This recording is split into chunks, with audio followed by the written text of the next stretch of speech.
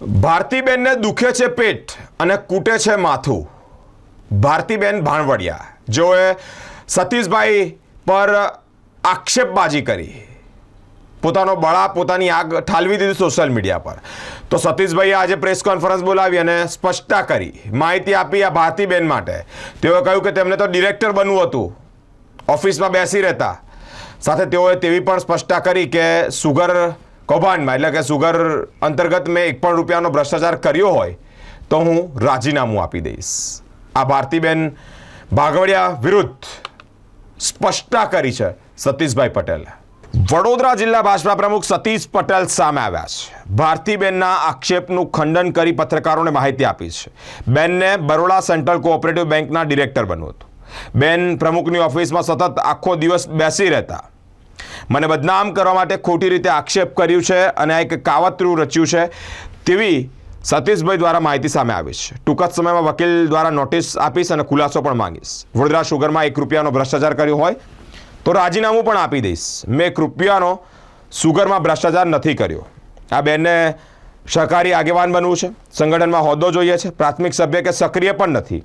ભૂતકાળમાં પ્રદેશ પ્રમુખ C R Patil વિરુદ્ધ પણ વિડીયો જાહેર કર્યો હતો. વારંવાર વિડીયો મૂકી અને બદનામ કરી રહ્યા છે. બેંકના ચેરમેન અતુલભાઈના કહેવાથી વાઘોડિયાના પ્રભારી બનાવ્યા હતા. આ બેનને વાઘોડિયાના પ્રભારી બનાવતી વખતે પ્રાથમિક કે સક્રિય સભ્ય નહીં હોવાનું તેઓએ જાણ પણ કરી છે. ત્યારે રાજીનામું પણ લીધું હતું. ભૂતકાળમાં દિનુમામા, જેબી સોલંકી અને મારા ઉપર પણ આક્ષેપ કર્યા હતા. પ્રદેશ પ્રમુખ સી આર પાટીલ સહિત નેતાઓ ઉપર પણ તેઓએ આક્ષેપ કર્યા છે. જે આક્ષેપ કર્યા છે તેમાં ગોડ મધર કોણ છે તે મને ખબર જ નથી. વકીલને પૂછ્યા બાદ આગળ વધીશું. કોઈક રાજકીય લોકોને હું આગળ વધું તે પસંદ ના હોવાથી જ આ સમગ્ર કાવતરું રચાયું છે તેવી માહિતી સતીશભાઈ પટેલે આપી છે. બેનને દુખે છે પેટ અને કૂટે છે માથું. એ બેનને આ બરોડા સેન્ટ્રલ કોઓપરેટિવ બેંકમાં ડિરેક્ટર બનવું હતું સરકારી, અને જિલ્લા ભાજપ પ્રમુખ તરીકે મેં મારો સ્પષ્ટ અભિપ્રાય ઉપર આપ્યો કે આ ખેડૂતે નથી કે બેંકની અંદર કોઈ મંડળીના પ્રતિનિધિ નથી. એટલે ન બનવાને કારણે અને સાથે સાથે અગાઉ આ બેંકની અંદર પ્રમુખની ઓફિસમાં સતત આખો દિવસ બેસી રહેવાનું અને ડિરેક્ટરો એમને જોઈને અહીંથી જતા રહેતા હોય એટલે અમે લોકોએ એનો વિરોધ નોંધાયો. જેને કારણે આ જિલ્લા ભાજપ પ્રમુખની જ્યારે અત્યારે વાત ચાલતી હોય, મેં ફોર્મ ભર્યું હોય ત્યારે મને બદનામ કરવા માટે અને ખોટી રીતે આક્ષેપ કરીને એ મને બદનામ કરવા અત્યારે આ કાવતરું કરી રહ્યા છે. ત્યારે આનો જવાબ પણ ટૂંક સમયમાં જ મારા વકીલ દ્વારા હું નોટિસ આપીને એમની પાસેથી ખુલાસો માગીશ. સાથે સાથે એમને સુગરની વાત કરી તો એ સુગરનો સભાસદ પણ એ બેન નથી અને સુગરમાં 2 વખત ઓડિટ પણ થયું છે.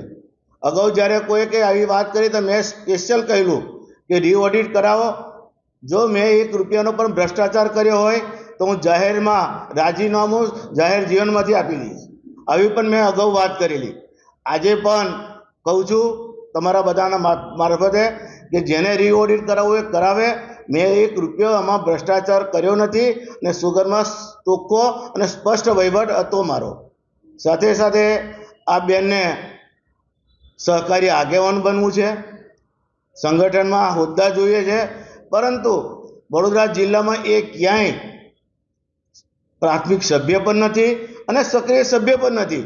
એટલે આ રીતે અગાઉ અમારા પ્રદેશના પ્રમુખ સી આર પાટીલ વિરુદ્ધનો આવો વિડીયો જાહેર કર્યો. વચ્ચે પૂર આવ્યું વડોદરાની અંદર ત્યારે પણ બહુ જ લોકોની વિરુદ્ધમાં, તમામ રાજકીય લોકોની વિરુદ્ધમાં ખોટા આક્ષેપો કર્યા હતા અને આ રીતે અવારનવાર વિડીયો મૂકીને બધાને બદનામ કરતી હોય છે. ત્યારે હવે હું ટૂંક સમયમાં જ એમને હું જવાબ મારા વકીલ દ્વારા એની પાસે માગીશ. આ બેંકના ચેરમેન અતુલભાઈના કહેવાથી અમે વાઘોડિયાના પ્રભારી બનાવ્યા હતા, પરંતુ તે વખતે અમે જોયું નહોતું. હું પણ નવો હતો અને તાત્કાલિક અમને ખબર પડી કે પ્રાથમિક સભ્ય પણ નથી અને સક્રિય સભ્ય પણ નથી. તરત જ એનું રાજીનામું અમે લઈ લીધેલું.